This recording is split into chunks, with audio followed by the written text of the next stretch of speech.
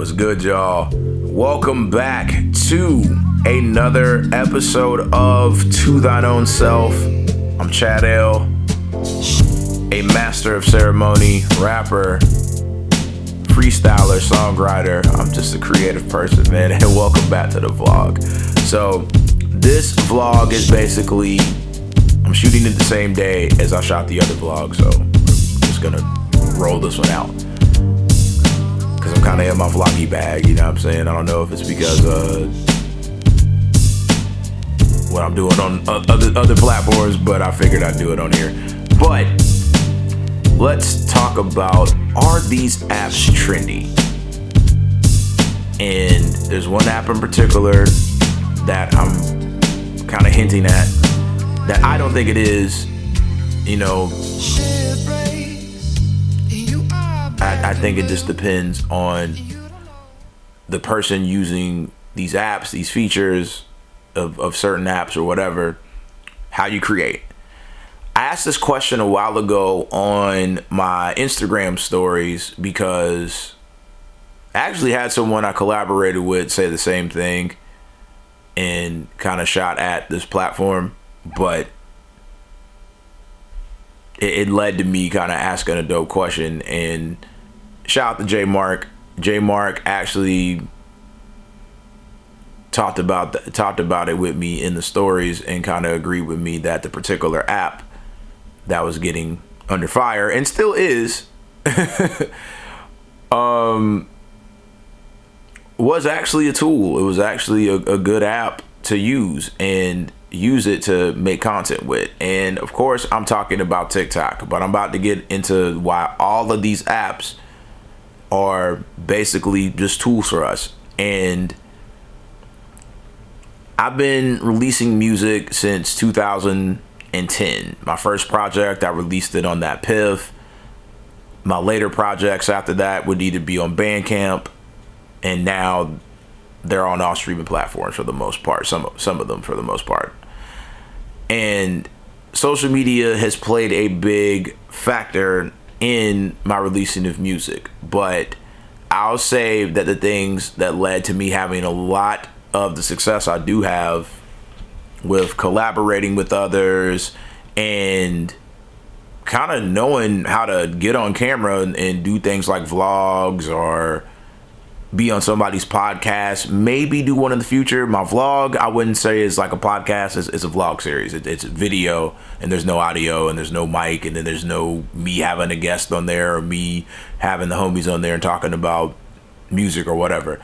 But I'd say we could say Instagram when it first did video, because at that time I had bought the machine and was learning how to use that. The first variation of machine I had was the Machine Micro Mach 2. I used that to learn how to make beats, and I think the thing that I think it had people connect with me was they already knew I rapped and made music or whatever, but now they're seeing the process of me learning this other skill as a musician. So they're seeing me start from scratch, learning how to make beats, seeing what I'm doing to put a beat together, or seeing what I came up with. So you have that. But I'd say as far as being an MC, I did Team Backpack's World Underground auditions in 2016, 2017. They were utilizing this app called the 8 app, and every week we had to spit 8-bar acapella verses. And around the same time, there was this hip hop networking group called Cypher Circuit. I think they were based in New York. And they did pretty dope ciphers and had pretty good content they did. They were doing something called Murder the Beat, and Murder the Beat was utilizing this app called Brap. They also had it to where one week you had to rap over like Juicy or something like that, or Redman the Goodness. Like rap over that instrumental and make your own video to it, you know, have your own bars of that. So you had that around the same time, and that just kind of led to the collaborations that I had with some of the guys from the auditions, and then later going to to the top 64 MCs that would compete in World Underground LA in 2017.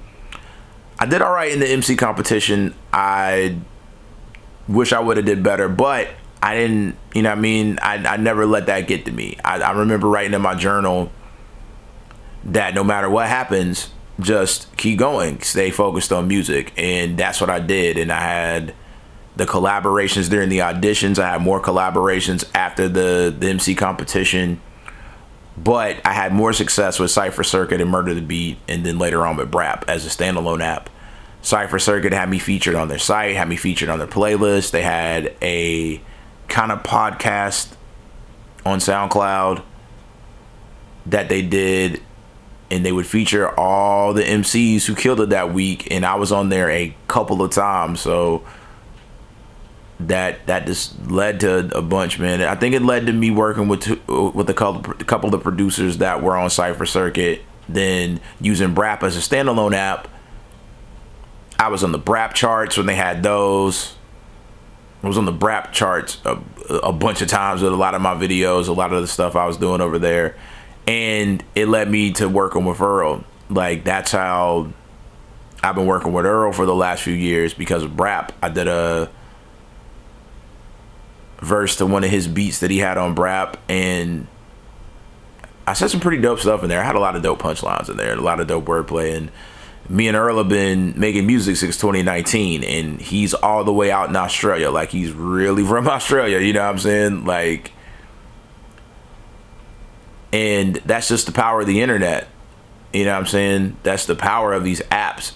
And I feel like a lot of that just kind of went over to TikTok, what I'm doing over there, why I'm having pretty good success over there. 40,000 something views for my hashtag for Chato Music. The hashtag for Blue Ribbon Music has 40,000 something views.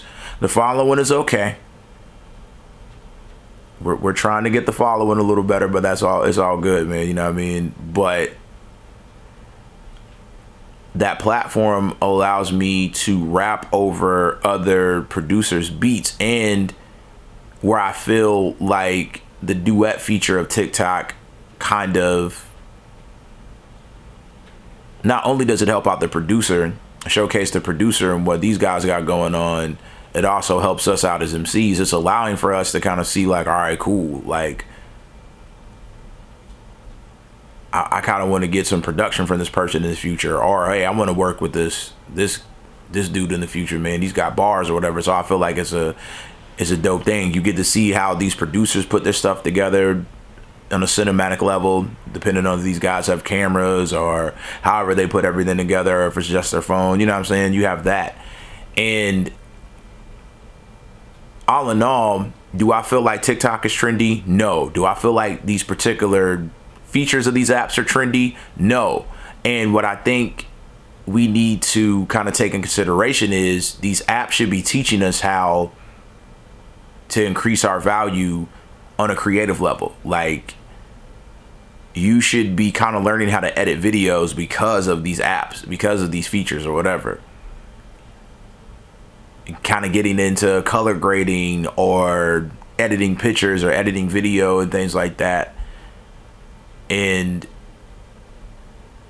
that's what I feel. You know, I when I got into cameras, I kind of knew what I was doing a little bit because of what I was doing with some of the stuff on my phone, like iMovie, and then now InShot, and some of that stuff that I was using earlier, and just kind of getting into cameras. You know what I'm saying? And that's what I feel like these apps do. I think they're kind of helping us get out of just, I'm gonna rap, or I'm just gonna make beats, or I'm just gonna music. Like, no, I'm gonna do this for music. I'm gonna make videos for music. I'm gonna do pictures for music. I'm gonna figure out the social media stuff.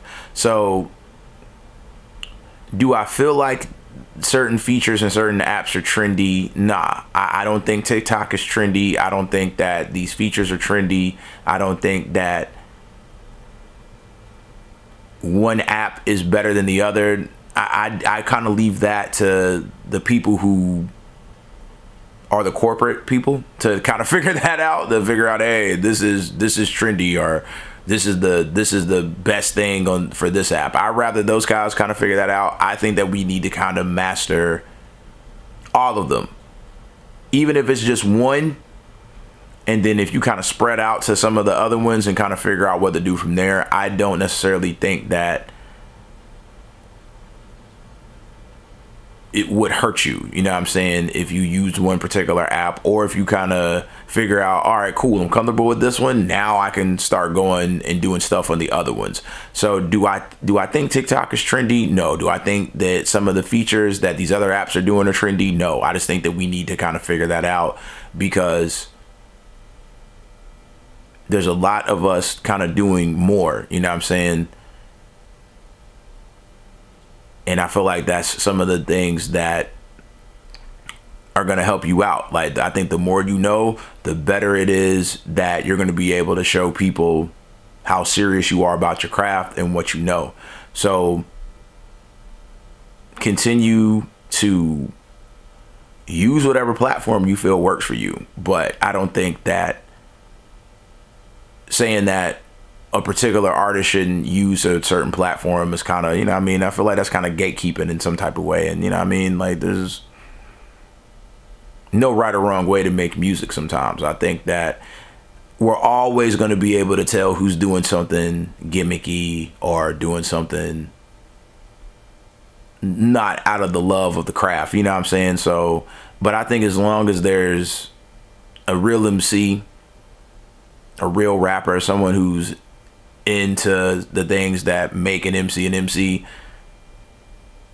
and there's going to be hip hop anywhere, you know what I'm saying? So there's going to be real MCs and real hip hop on TikTok. There's going to be the same thing if someone's taking videos and putting them on reels or doing stuff with YouTube shorts or whatever. So I think that that's this here nor there, you know what I'm saying? So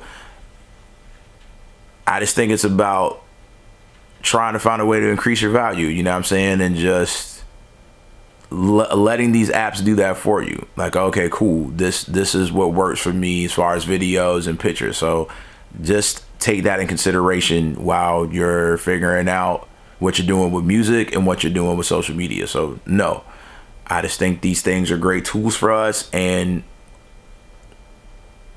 for anybody who utilized the ADAP or utilized BRAP and now you're on TikTok or now you're using some of these other features, I think that it's just been a learning process of what works for us. So no, they're not trendy. And I think all they have done is help us work on telling our story and getting the music out there. Now, I've been wanting to do this topic for a minute. I've seen other people kind of do it, but I feel like it's different coming from me because I'm an independent artist. So I'm glad I got that out. But I'm going to end it here. If you're watching this on YouTube, hit the subscribe button, like, share, comment, and give me a follow on Instagram at @ChadL_music. Give me a follow on TikTok at @ChadLmusic. The link tree down below has everything you need, has the website, has where you can find me on social media other than those two platforms I just mentioned, as well as where you can find my music to stream, purchase, and support.